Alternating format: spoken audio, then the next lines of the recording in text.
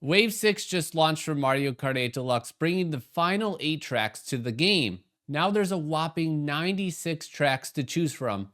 But even with all that selection, I can't help but say that there were some amazing tracks that didn't make the cut. And I'm going to talk about that in this video. So let's play a game of tracks that were unfortunately left out of Mario Kart 8 Deluxe. The first track I want to mention is an absolute travesty. It's Wario Coliseum from Double Dash. This track has never gotten a remake, and I wonder why that is. Perhaps it's because it's so dang tight that the current item sets would make it too ridiculous in traffic. Oh wait, Double Dash had the most insane item sets with giant Bowser shells and giant bananas and just all sorts of craziness, so that can't be it. Anyways, I love Wario Coliseum because it's long, windy, and unique in its own way. It was the perfect introduction to the Star Cup that upped the competition and track difficulty during the Double Dash era. Unlike most tracks, Wario Coliseum has 2 laps instead of 3, but I never felt cheated out of a good race from it. Wario Coliseum has a giant hole near the end of the track that leads to just some absolutely crazy shenanigans. If Wario Coliseum had made the cut, it would have definitely been the premier front-running track in Mario Kart 8 Deluxe. But Nintendo could have added a different path or two along with some shortcuts to spice up the action. But now we have to wait and hope for Wario Coliseum to be remade one day, which may never happen. Luigi's Mansion was hardcore snubbed, surprising many people, especially since Nintendo has a Luigi's Mansion Dark Moon remake arriving next year. Only one haunted theme track made the cut in the Booster Course Pass, Boo Lake.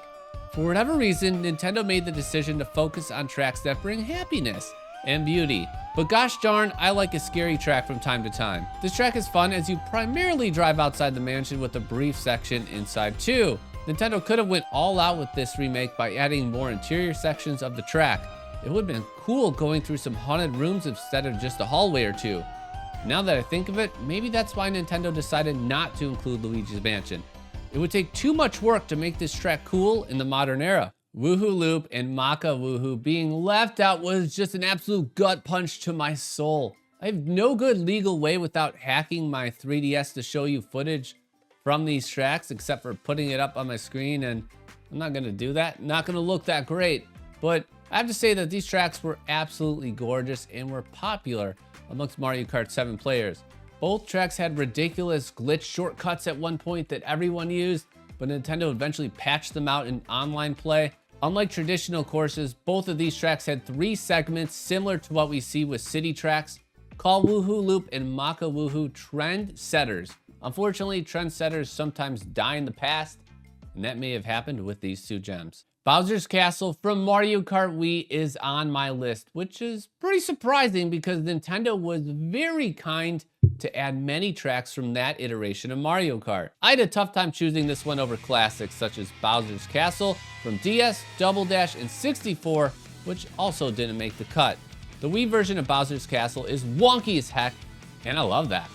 It's always a very tough track to navigate and easy to fall off, which is a must for any Bowser's Castle track. This track looks like Mario Wonder before that was even a thing. The floor moves, fire is everywhere, and half pipes are a necessary measure to stay alive. The saving grace in all of this is Bowser Castle 3 in Mario Kart 8 Deluxe is terrific, awesome, and puts on some great races. I like Bowser Castle tracks so much that an entire cup full of them wouldn't have upset me one bit. Would any of you have liked a Bowser Cup? Let me know in the comments. I have fond memories of Mushroom Bridge. Too bad I can't relive them in Mario Kart 8 Deluxe. Mushroom Bridge is iconic and one of the best tracks from Mario Kart Double Dash. It's a laid-back track, all things considering, as you're navigating traffic. One of my favorite uses of Mushroom Bridge ever was the final boss battle in Mario Kart DS, where you had to race the Wiggler. The main shortcut is simple to use so everyone could take it. And to top that all off, you could go on top of the bridge. How awesome is that? Mushroom Bridge was doomed to make it into this game because we just have a ton of tracks now where you race on the road and navigate through traffic. Would I swap Moonview Highway for Mushroom Bridge? You bet I would. Would I swap Shroom Ridge for it? I don't know about that.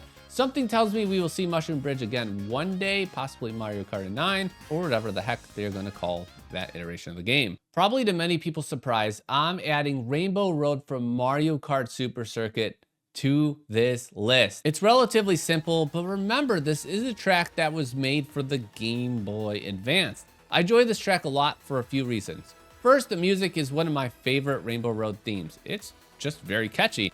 The backdrop of this track is just absolutely unique. There's nothing like it. And the ending section has a ridiculous shortcut that could lead to crazy shenanigans. Many of you have probably never played this track before, so here's a taste of what it's like. Fine, it's fine. Oh my gosh, that noise. Wait, why am I going here? This is like a shortcut. Alex, what am I doing? Oh my God! Oh my gosh! This is crazy! There's shortcuts on Rainbow Road like that. That's wild. Dino Jungle surprisingly did not make it into Mario Kart 8 Deluxe. How am I going to satisfy my desires to see dinosaurs now? Fun fact, Tokyo Blur and Mario Kart Tour showed some dinosaurs, but that never made it into Mario Kart 8 Deluxe, which is a darn shame. Back to Dino Jungle, it already looked really good in Double Dash visually, so I can only imagine how good it would look with some Mario Kart 8 Deluxe paint on it. This is a fairly tricky track that requires you to navigate dinosaurs, odd turning piers with limited room. It is good action, certainly much better than Toad Circuit, but instead we have that track and we don't have Dino. Last but not least, my favorite track of all time, Airship Fortress, did not make it into Mario Kart 8 Deluxe. My top desire when the Booster Course Pass was announced was for Airship Fortress to make it into the game. Instead, it remains a track that has never been remade for a console version of Mario Kart. Airship Fortress requires you to dodge barrages of bullet bills and rocky wrenches and who else knows what. You drive on a ship and corkscrew up the fortress in some very fast-paced action. The music is absolutely epic. I can't get enough of it, and it really sets you in the mood that you're about to battle. Airship Fortress is a front-running track at its core, and I like that because I used to time trial it over and over again in Mario Kart 7. I've done some reading on Reddit, and it seems like many fans had this track on their wish list. I can't tell you why it wasn't added. I mean, heck, they did remake it for Mario Kart Tour. The only decision point I can think of is Nintendo would have had a tall task on their hands upgrading this track from being exclusive to handheld and mobile phones to the big screen. Other than that, I can't tell you why, but I'm sad about it. I have one honorable mention, and that's Yoshi Desert. The Yoshi Sphinx would have looked real good in Deluxe. There are plenty of tracks I left off this list that I'm sure you are going to let me know about. So put in the comments your list of tracks that were unfortunately left out of Mario Kart 8 Deluxe that you would have liked to see. That will do it for this video. Take care.